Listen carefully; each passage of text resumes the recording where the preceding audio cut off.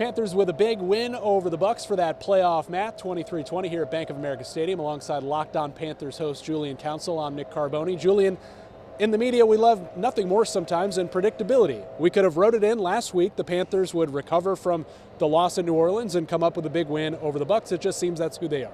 Yeah, and that's who they've been since week 7. It's been win-loss, win-loss, win-loss, that yo-yo of a year that they've had. And as frustrating and devastating as that loss was for this team and his fan base in this city, we still understood coming out of the loss against New Orleans that the Panthers still had complete control of their playoff fate. So I felt like it was pretty easy to reset off of that loss. And certainly there was emotion in the locker room last week from those guys thinking that they had blown their opportunity, but then they got a second chance. You don't often get a second chance, especially here in Carolina, to take back control of first place in the NFC South. And we also knew, as you mentioned, had their pattern of win-loss held like it has so far today, and maybe in week 18, that would be enough for them to be division champion. So they've at least ticked off one of the boxes of what's been the yo-yo type of season since week 7 here in Carolina. Then you would have to ask for 2 in a row to win that home playoff game.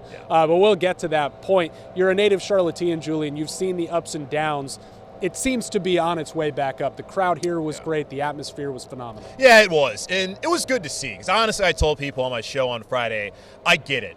It's been a decade. I get that the loss against New Orleans is frustrating for that to happen a second time. Why can't this team be mature enough, professional enough, good enough, quite frankly, to take advantage of the opportunities that were ahead of them when they can clearly beat some of the best teams in the NFL, in the Packers and the Rams? But I told people, look, it's been a long time since there's been a game of this magnitude here inside this stadium. If you have the means, you have the opportunity, get into the stadium, and plenty of people, 73,000 people showed up in black and blue, and they were loud and proud for this team, and they feed off that energy. And that's such an important thing about the home field advantage that's kind of been lost here since David Tepper bought the team. They've gotten it back progressively throughout the season. I think back to the Miami game, even the Rams game last time out, it was a pretty boisterous crowd, but today was certainly the best atmosphere I've seen in this stadium in a very long time. And it does make me proud as a Charlottean to see the community embrace this team, even after the setback that was last week, knowing what was at stake, and to help them get over the top today against Tampa Bay. What impressed you the most, besides the ball from Bryce Young, in that closing drive in the first half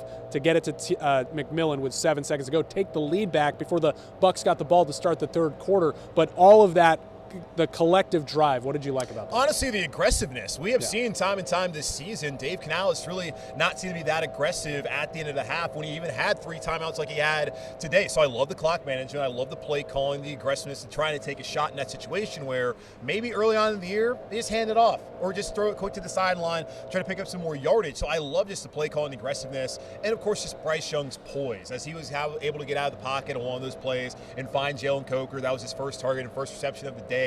And then later on that drive, as you mentioned, the beautiful throw in this end zone to Tedero McMillan. It was really his growth that we've seen since the end of last season. And we're kind of getting back to that Bama Bryce, that that we saw the second half of last year over the last month of this year when these are the most important games. So really like what I saw there in that 2-minute drill at the end of the half. Yeah, listen, no, it's not Bama Bryce yet, I don't think. There were no MVP chants or keep pounding chants, but that's 3 straight clean football games from number 9, and what, a 12th late comeback or however they measure it. Like, you know, to be playing like that right now at the end of this season, I know there's 5th year and we can get into that in the off season, but that's got to make you feel positively about his future right now, the way he's been playing. Absolutely, and I don't want to use every Bryce Young game as a referendum on him and on the Panthers and whether he's the future, and certainly we all get caught up in that, whether it's emotions or just sitting here analyzing this team on a week-to-week, daily basis in my case, and yours as well. But still, we knew we were going to find out a lot about Bryce and this Panthers team in the final stretch of this season, and he has really leveled up his play and met the expectations. You got to last week, I don't put that loss on Bryce Young against New Orleans. I thought he went out there, took care of the football, and did his job. I felt the same way today where you saw some of those plays. He was able to use his legs, who I think have been big in these last couple of weeks. I think he's been really good, honestly. And it is, of course, trending probably to the direction where I think we're already there anyways. He's going to be the quarterback next year in Carolina, but that they maybe are going to want to make that financial investment in him with the 5th-year option. But I think that he's played at the level that you would want a former number 1 overall pick to play at. And there was 2 of them out there today. and one of them, who has been in the playoffs before, certainly did not play like that today in Baker Mayfield. Well, Bryce, who has really not been in this situation in his career, here he is, and he's playing really well the last couple of weeks. So I think he's been outstanding for them. Julian, the clearest path now for the Panthers to make the playoffs is to beat the Bucs again Week 18 at their place. The quickest path has the Panthers clinching with a win at home next week over Seattle, a Bucs loss at Miami.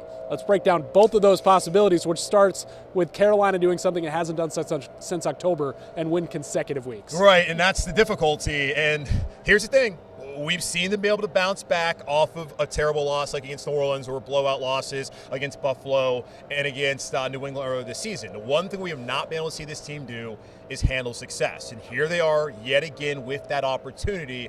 Can they show the maturity and professionalism to be able to do that by beating Seattle next week? And maybe Tampa falls apart and loses that game against Miami. And it's certainly possible. This Bucs team's lost 6 out of 7, 7 out of 9.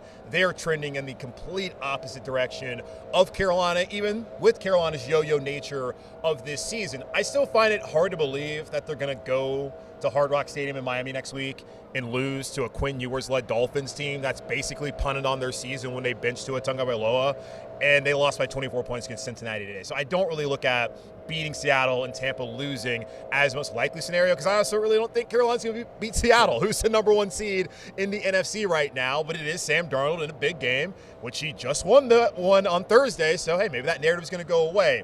I've always felt when we looked at the scenarios heading into this week, the most likely path, and really the only one I thought was going to happen for the Panthers, for them to make the playoffs, was to sweep Tampa Bay. And they've already checked one of those boxes off. Now we'll see in a couple weeks' time if it comes to that, if they'll have to do that. So I don't think that next week's going to be a celebration of the NFC South title. It maybe is going to be a humbling like we've seen before, but this team's better when their back's against the wall and bouncing back, which would be the case if they do that in Week 18 on down Tampa. Let's talk big picture about this division. Even if the Bucs sneak into the playoffs again, we don't expect them to do much damage in January. Have the Panthers kind of solidified their spot as that ascending team in the division over Atlanta, over New Orleans, despite the Saints' sweep of the Panthers? Yeah. And have the Bucs, I mean, at this point, have they lost their grip on this division? I think they are, and whether they hold on or not, there's clearly issues down there in Tampa. We saw Gerald McCoy, who now does work with NFL Network. He put some things out on social media about the concerns within that locker room, the fracturing with Todd Bowles, and is it guaranteed he's going to be their coach next year? Of course, Baker, he looked like an MVP candidate first half of the season, has not looked like that the second half. Now, obviously, he's banged up, and it gets to a point in time where they've won a lot, and these guys get older, and they've had to kind of backfill, get some new young leadership, new talent in there. I don't think they have a firm grip on this division, even if they win it this year. Carolina, I felt like next year was going to be the year where we look at as the Panthers being a team that could win the South. Maybe they're going to arrive a year ahead of schedule. They're certainly in position to do that heading into the final 2 weeks of the year. I can't discount New Orleans, though. Yeah. That's been a team that I don't think any of us thought was going to be good this season, but they've been largely competitive in most of their games, and they've won 3 in a row. And Tyler Shuck, 300 yards today, he's looking like the real deal. So that Saints team that still has some older veterans like Demario Davis and Cam Jordan are going to be on their way out soon. They're in a situation where, okay, that's interesting. And with Atlanta, they don't really know what they have. Michael Penix Jr. has got the torn ACL. That was already concerned. So I certainly have the Panthers right there battling for the division title again next year. And I don't think New Orleans will be there quite yet, but what certainly, as we've seen this season, could be a pest for them. So yeah, them in Tampa, that's the teams in the final couple of weeks of this year and heading into next season you would think would be vying for the top spot in the NFC South, which couldn't say that a year ago, because you're looking at Panthers as being the bottom team in this league, in this conference, well, division too. And here they are sitting on top with 2 weeks left. All right, you know what you don't have to do for the next 2 weeks? Talk about mock drafts every day. Yes. So we got a few more months before that, but Julian Council, the playoff path is there. Find him on Locked On Panthers every single day.